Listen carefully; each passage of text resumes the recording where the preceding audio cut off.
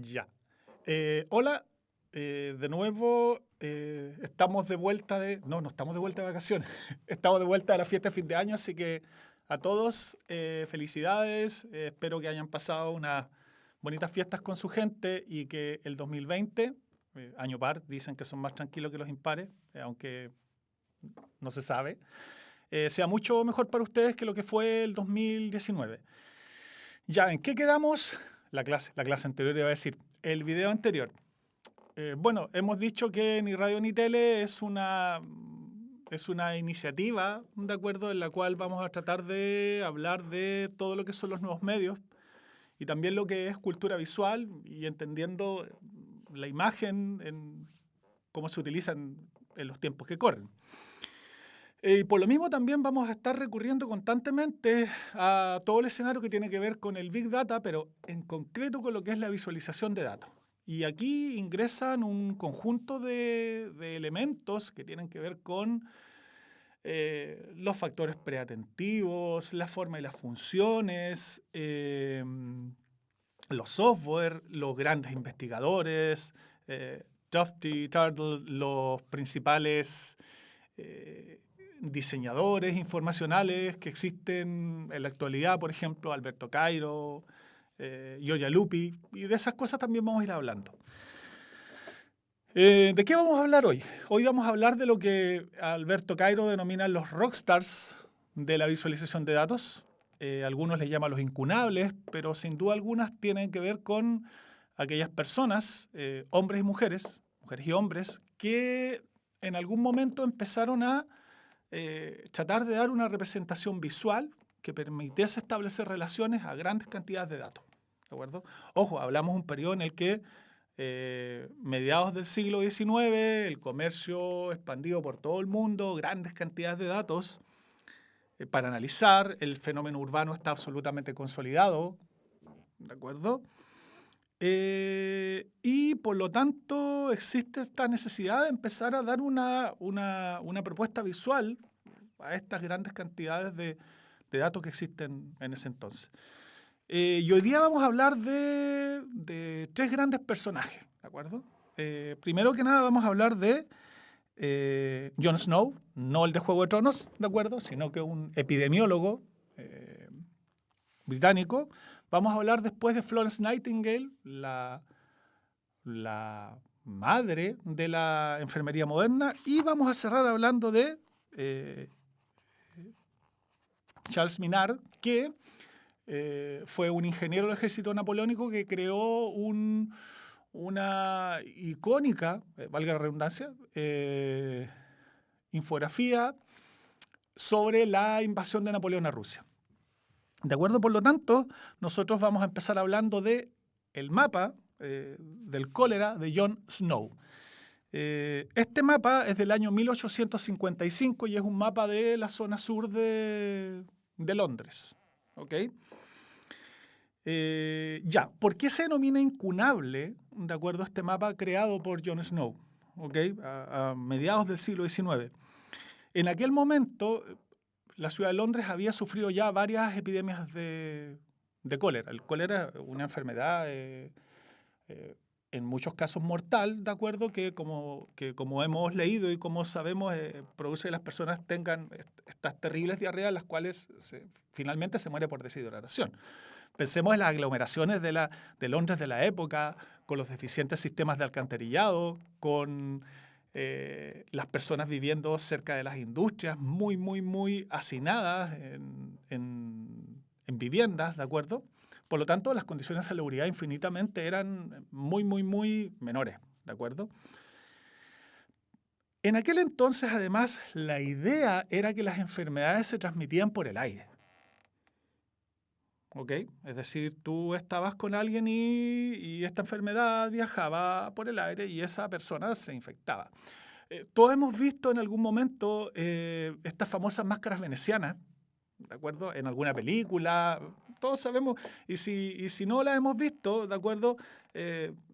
Tal vez nos han contado estas máscaras como festivas de carnaval, que son como unas máscaras con un pico, ¿de acuerdo?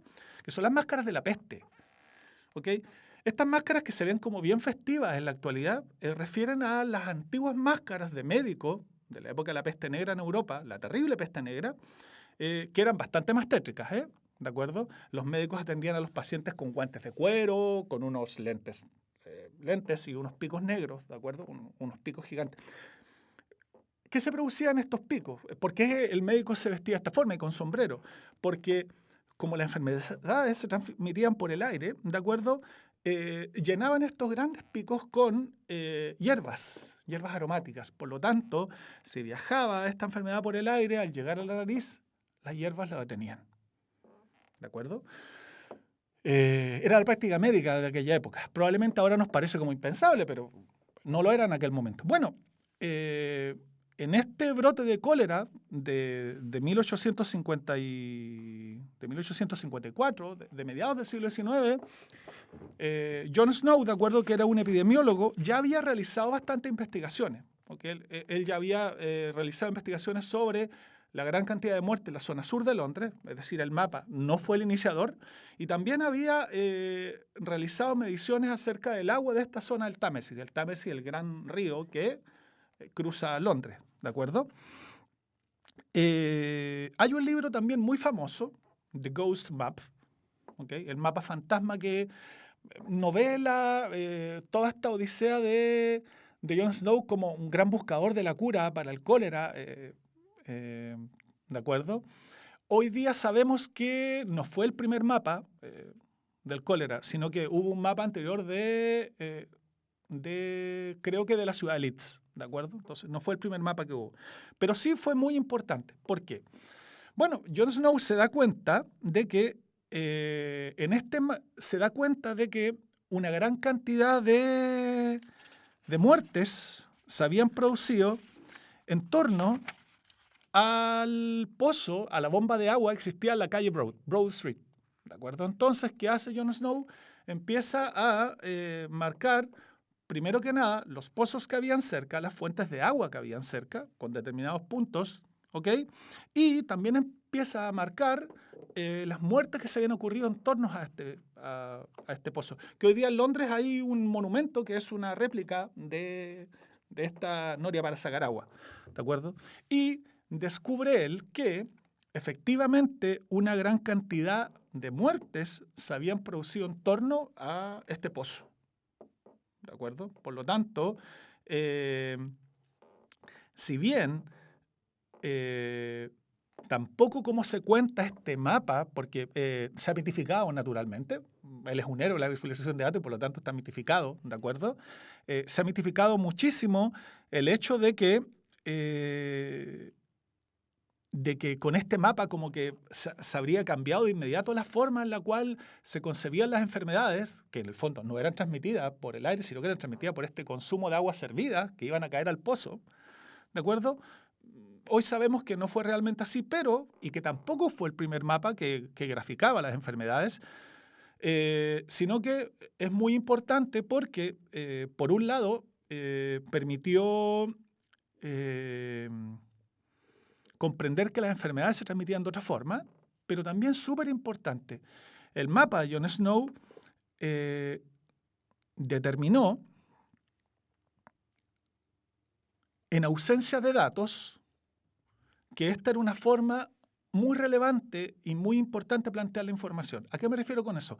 Jon Snow no agregó más datos al mapa, quitó. Por lo tanto, seleccionó, categorizó la información de otra forma y ahí su mapa obtuvo claridad. Él utilizó esta variable que era la ciudad y la variable de los pozos y la variable de las muertes. Y a partir de ahí vio que la mayor cantidad de muertes se producían alrededor de Broad Street. ¿Okay? Primer rockstar, ¿de acuerdo? El gran Jon Snow, por lo tanto tenemos dos grandes Jon Snow, el de Juego de Tronos y el gran epidemiólogo británico. Segundo rockstar, ¿de acuerdo? La Queen Florence Nightingale, que hemos visto probablemente en más de alguna serie de televisión, la madre de la enfermería moderna, así como Jon Snow fue el padre de la epidemiología moderna. La Queen Florence Nightingale, llamada Florence porque nació en Florencia, ¿de acuerdo? Me parece bastante bien, Florencia es una hermosa ciudad. Ella viaja a la guerra de Crimea con un grupo cercano a las 40 enfermeras. Pensemos que en aquel momento los cuidados que tenían que ver con las infecciones, por ejemplo, los hospitales eran, de cierto modo, marginales, por no decir inexistentes. Ella viaja a la guerra de Crimea con un grupo de 40 enfermeras, ¿de acuerdo? En ocasiones, su rol de estudiosa de la estadística ha sido como opacado por el hecho de que ella reformó la enfermería como práctica, ¿de acuerdo? Lo que ocurre es que ella reforma la enfermería precisamente a partir de las investigaciones que lleva a cabo como estadística, ¿de acuerdo? ¿Qué descubre Florence? Bueno, Florence Nightingale descubre en la guerra de Crimea que la tasa de mortalidad era de 1.174 por cada 10.000 soldados. 1.023 fallecían por enfermedades infecciosas y no por heridas de guerra. ¿De acuerdo? Entonces tenía una gran cantidad de datos que ella tenía que visualizar y representar visualmente, ¿de acuerdo? Para convencer sin duda alguna al gobierno que era necesario reformar la forma en la cual los hospitales cuidaban, en este caso, a los soldados heridos, que no fallecían, que si bien fallecían por heridas de guerra, había un porcentaje muy elevado que fallecía también por infecciones. ¿De acuerdo? Entonces, Florence Nightingale crea también de nuevo una representación icónica, que es la rosa, ¿de acuerdo?, de Florence Nightingale, en la que se muestra en color azul las enfermedades, las infecciones, en rojo las heridas de batalla y en negro otro tipo de causas, ¿de acuerdo? En este gráfico efectivamente se ve, por un lado, ¿de acuerdo?, cómo hay un porcentaje elevado de enfermedades que no tienen que ver con heridas de guerra, por lo tanto, se podían tratar. Y segundo, la posibilidad de modificar en el tiempo, modificando las formas en las cuales se trataba a los enfermos en los hospitales, las condiciones de higiene, los tratamientos, que permitía sin duda alguna mejorar la esperanza de vida que tenían los soldados. ¿De acuerdo? Así como hablamos de que Snow trabajó con estas variables de el territorio, en el caso del sur de Londres, después los pozos y después capas, layers, de acuerdo de información, y después las muertes. Florence Nightingale trabajó con el tiempo, de acuerdo, el periodo de tiempo, ¿okay?, entre cada escenario, las muertes y la causa de muerte. ¿Okay? También hay una distinción cromática que es clara, de acuerdo, en azul, rojo y negro. Esa es nuestra Queen, Florence Nightingale, ¿de acuerdo? Que es nuestra segunda rockstar de la visualización de datos, o incunables, como le llaman algunos autores. Y nos corresponde cerrar este video programa de hoy con, que es mi favorito, ¿de acuerdo? Estoy muy feliz de hablar de Minard en un programa. Ya. Charles Minard, ¿de acuerdo? Fue un ingeniero del ejército napoleónico. Y él lo que hace es crear una famosísima infografía en el año 1869, ¿okay?, que lo que hace es mostrar la evolución del ejército napoleónico durante la terrible campaña de Rusia. ¿De acuerdo? Cuando hablo de terrible campaña de Rusia, me refiero efectivamente a que pensemos que el ejército napoleónico invade Rusia con cerca de 400.000 soldados y vuelve con cerca de 10.000. ¿De acuerdo? Terrible. Se tiene que enfrentar, al igual que el ejército nazi, el ejército soviético durante la Segunda Guerra Mundial, al temible general invierno y a un territorio inconmensurable que es Rusia, donde las líneas de abastecimiento se vuelven absolutamente inconstantes. ¿De acuerdo? Ya, ¿qué hace Minard? Que también lleva a cabo otras propuestas visuales, como el paso de Aníbal por la invasión de Aníbal a Roma, ¿de acuerdo? Pero esta visualización de datos es muy interesante, ¿de acuerdo? Y es muy importante. Edward Tufte, el gran investigador y autor de The Visual Display of Quantitative Information, el display visual de la información cuantitativa, señala que es probablemente el mejor gráfico de la historia. ¿Okay? No sé si es el mejor gráfico de la historia, ¿quién soy yo para decirlo? ¿De acuerdo? Tufte sí es alguien y él sí lo puede decir, pero yo creo que es un gran trabajo en el cual nosotros podemos ver la catástrofe del ejército napoleónico. Es una litografía 62x30, ¿de acuerdo? En la que de izquierda a derecha y en una distinción cromática de un color parecido al amarillo, al negro, se puede ver cómo el ejército napoleónico se mueve hacia la derecha, ¿de acuerdo? Y se va modificando su tamaño porque cada vez van pereciendo más soldados. Piensen ustedes que en el extremo del mapa está Moscú, en el extremo derecho. Comparen la cantidad de soldados que sale de Moscú a la cantidad de soldados que había comenzado la invasión. Es casi una cuarta parte.